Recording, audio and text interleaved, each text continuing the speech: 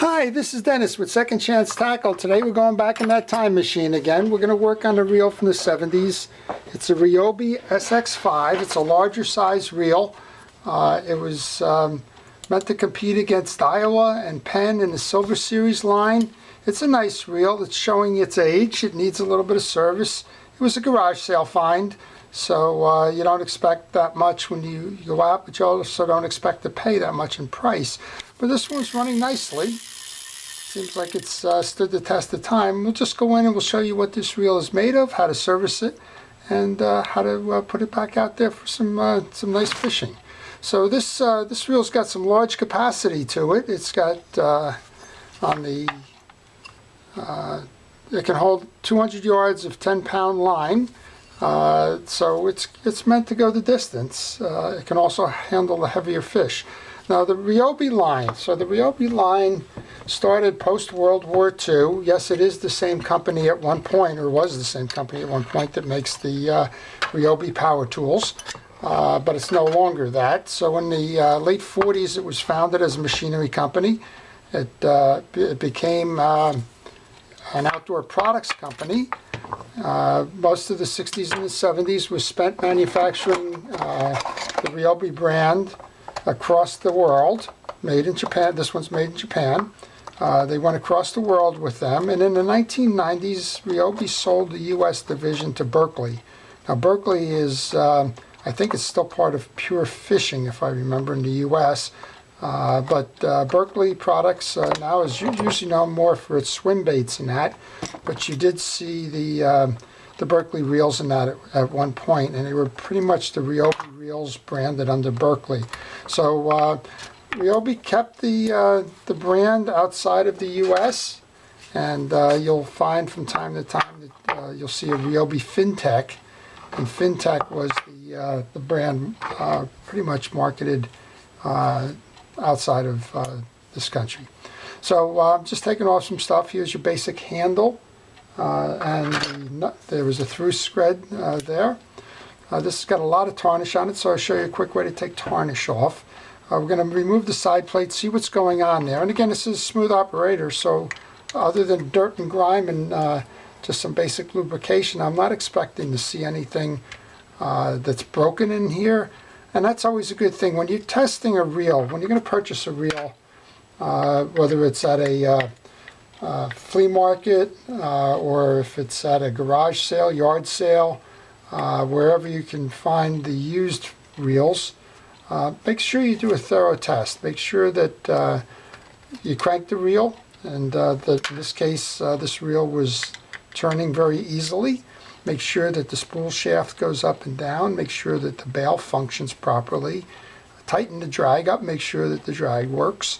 And if any of those are points of failure, then you got to adjust the price accordingly, or you got to figure that the reel is going to be a parts reel. This one is very clean inside. Shares of technology. This technology kind of looks like about every technology from the 70s when you opened up that reel inside.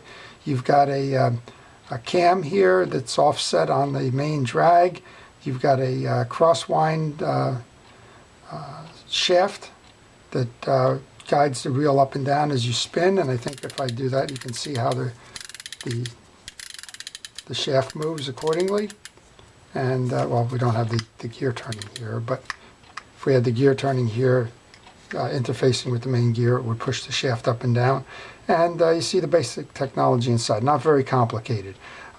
This one I don't believe has a ball bearing in it. I believe it's old bushing, which was not something that was unusual for the 70s, especially from the lower end reels made in Japan.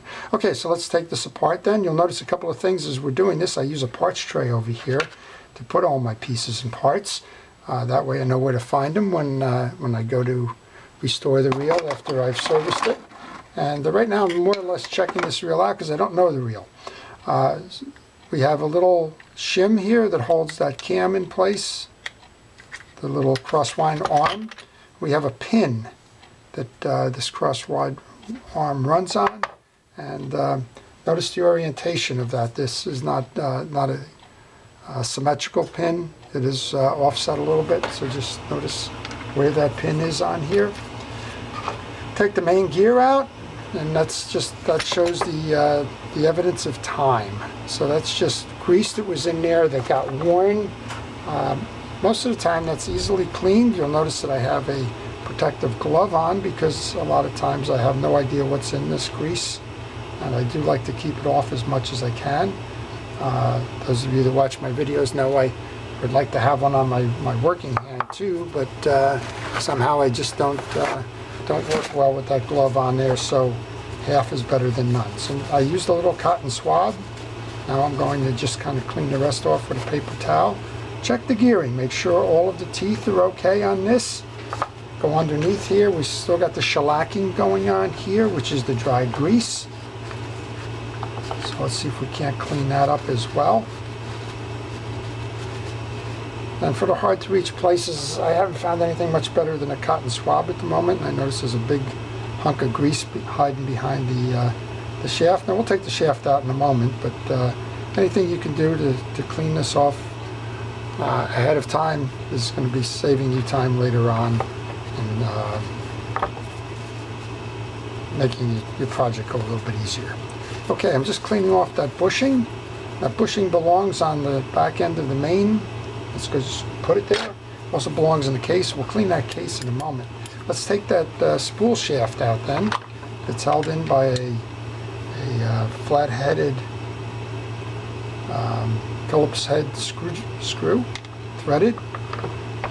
Once you do that, you can pull the shaft off. Sometimes I like to put the screw right back in there. In this case, I'm just going to leave that off to the side.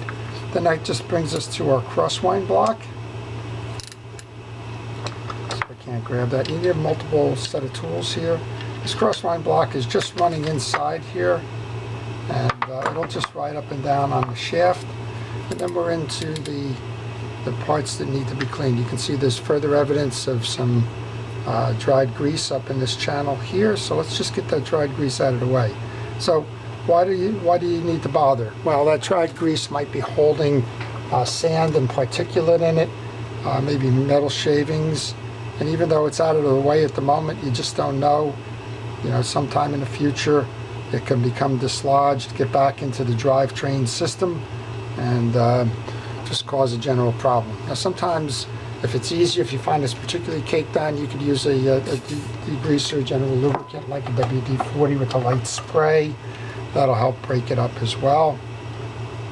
And then once you're satisfied that you've done your house cleaning here, we can go ahead and move up top and just do the general service up here. So there's only a bushing up top here. There's not a lot going on, but we'll just grab the right tool. It always helps to have a variety of wrenches on your bench. In this case, this is a 14 millimeter. It goes on the normal way, righty-tighty, lefty-loosey, and take that off. I'm just going to lay this one right on my bench top here rather than the parts tray, because I'm just going to go up. See what I expected to see. Traditional, old-school, kind of anti-reverse setup here. Got a lot of shellacking going on. So what we have is not dissimilar to a pen setup or any of those of the time. We have a anti-reverse dog. There's an override on it from this shaft. When you move it, it'll disengage. This is your anti-reverse click ratchet. So when it's disengaged, this is not coming into the stop. When it re-engages, then it just resets itself. If we take the top spool off and the click ratchet off, and then the drive gear, you will see the housing underneath. This is a bushing that's holding the pinion gear, and it's held on by three screws on a collar.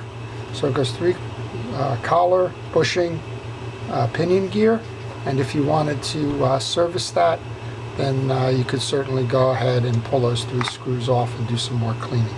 The bushings don't really need anything, but I'm just going to put a drop of oil in there. It doesn't hurt to smooth it up. For the oil, I use a Real-X oil. Then we're going to go ahead and put the collar back on. And now, along the way here, I've been taking pieces off and laying them on my desk and understanding how these things go back together. If you're having any thoughts about, geez, I'm not quite sure I'm going to know how to do this, then what you want to do for certain, oops, I put that in upside down. See, there's a good case in point right there. If you're not certain how this thing is going to go back on, take pictures along the way. That picture is going to be invaluable to you, especially when you can't find schematics for the reel.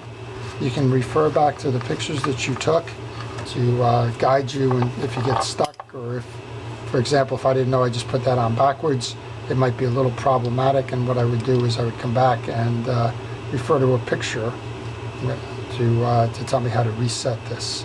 Okay, so then our click ratchet goes on here. You know that the teeth are the right way because you want to make sure that it intersects with this. If you had that reversed, you wouldn't get that seat for the anti-reverse. Then this collar goes over the top of that. There's still just a little bit of stuff over here on the side. Might as well do the house cleaning there as well. A little bit of oil onto the anti-reverse dog mechanism, and we can close this back up. I want to check underneath. I notice that we have shellac there. That doesn't surprise me because it's all over this reel. Quick little shot of some degreaser. Paper towel will get all of that off. Now the brown stain, the brown tarnish kind of a look, that doesn't mean anything to the operation of a reel, but the accumulation of the dirt and grease does. So if you find yourself in a situation where you have a reel that's particularly tarnished, then don't necessarily dismiss it as a reel that you don't want to work with. I'm just having a little bit of trouble with these for some reason. We'll get it. There you go. And then as we noted when we took this off, it's traditional clockwise for tightening. I like to start it by hand just so I don't strip it against that brass pinion gear. But you know, tighten it. It's usually snug plus a quarter turn. You don't want to over tighten these things. I like the ones today that are coming out with the caps that don't allow you to over tighten. Here's another little evidence of some shellac grease on there, so let's just kind of hit that again and clean that up as best we can, and then clean the rest up while we're at it there. So that takes care of the top end. It spins very nicely, as you can tell, so there's no wear in that. When you're at that flea market garage sale evaluating the reel, do this. Take that top rotor underneath the spool and move it left to right and see if there's any movement in there. If there's movement, it means that this bushing is worn, and if that's the case, you're going to have sub performance when you get back to doing your fishing. Okay, we're going to reassemble this then. We're going to put the bushing in the back. You got to put that in before you can put your crosswind gear in. We're going to grab a little bit of blue grease. In this case, I use a Penn precision reel grease. And we're just going to put some on that pinion gear up top first. And as we rotate, do the same thing we did with the main drive gear. Just check the teeth to make sure that they're all uniform, that there's no garbage in the grooves. If there is, use a wire brush to clean it out. And just be aware that if there is something that's askew, that again, it won't perform properly, but you probably would have noticed that when you were testing the reel. And if it gets caught up or anything with that, then you want to replace that. And replacements are not that easy to find on the older reels. Okay, we have that. We're going to put that crosswind block in then. Again, you would have wanted to pay attention to how the orientation was set on this. This is why I don't like the rubber gloves. A little bit difficult for me to grab pieces and parts with. There you go. Alright, let me show you this. We're not going to clean the whole reel up, but here's tarnish. And I like the product. It's called Purple Power. This is starting to sound like ads. It's Purple Power. It's an industrial strength cleaner degreaser. You can find it in auto stores and Walmart and the like. Just a little bit of squirt, a kitchen scrubby pad, and I find that it works great in terms of getting the general tarnish off of these things, particularly something like this with the dried grease. And I just find it cleans it up nicely and helps you to restore a reel. So just a quick little shot of kitchen scrubby, and the next thing you know is you don't have that accumulated grease and you have a nice looking reel. I'm going to do that with the whole reel, but I'm not going to do that now for the length of the video. We're going to grab this again. We took the stuff off the back of this, the old dry grease, so we're going to put some fresh grease in. Now you don't need to fill every tooth on these gears with the grease as you go to re-grease. That's going to work its way around. You put some grease up top on the pinion shaft, so don't go crazy with the grease. Just enough that you can get it set there. Take the bushing off here because we're going to have to reseat the cam. Just clean it off the top of this. Insert through the shaft of the pinion gear. Come on down. Grab the crosswind block.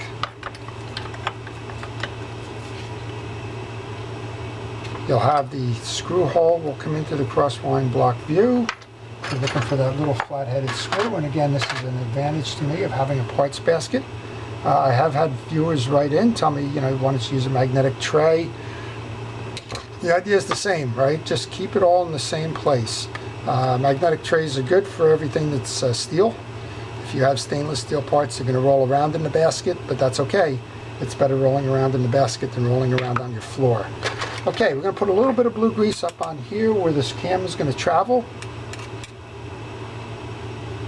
Just want to make sure you got enough there that makes it smooth operation.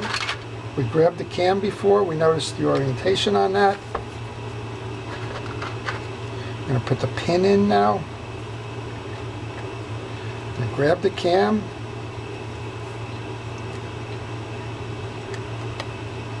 Seat it under the... Oh, I didn't get all the way through on that. Seat it under that. See, we didn't get it. So patience is always a key here. You might want to take that shim off first, which I'll do there. Thought I could get away with it. Apparently I couldn't. There we go. Now we've got it set. Put the shim back on. And now this one belongs inside the side case. It came out when we took it off. But sometimes you're going to notice that these side cases and these bushings that sit in the side cases have ears on them and they sit in slots. In this case this doesn't, but I always try to put the bushing into the case before I put the case on, because there are times when you have that situation with the ears, and if you go ahead and put the bushing on here and the ears don't line up, you won't close the side case. Okay, so here we go. We'll put that back on. Nice positive sound there. The 3 side plate screws go in. And what you've seen is we've got a very solid reel here. This has got a metal case. It's indicative of the reels of the 70s. It's got a proven technology, strong parts. Obviously this thing was going long, you know, we're into the 2019s now, geez. And this thing is a reel that's probably 40 years old and it's still capable of doing all of the things it was designed to do, and it'll do it for a long time to come if properly maintained. Okay, now we got a reel that's got a bright shiny side plate on one side and not so much on the other. And again, I'll do that same thing. I'll take that Purple Power degreaser, that kitchen scrubby, and I'll go finish the rest of the reel off camera, but I did want to show you how that product works. On this side you can see we're kind of gunked up on that side. Alright, I'm going to put the handle back on. Before I go any further, I always like to give it a little test. That's why a lot of people don't like these reels, because the anti-reverse does click. I understand somewhere along the line some of these reels have a conversion kit. I've never bothered. I don't care if the guy that I'm fishing next to knows that I've got a fish on. Maybe it's something I want them to know. So I don't mind that click, but apparently some folks do.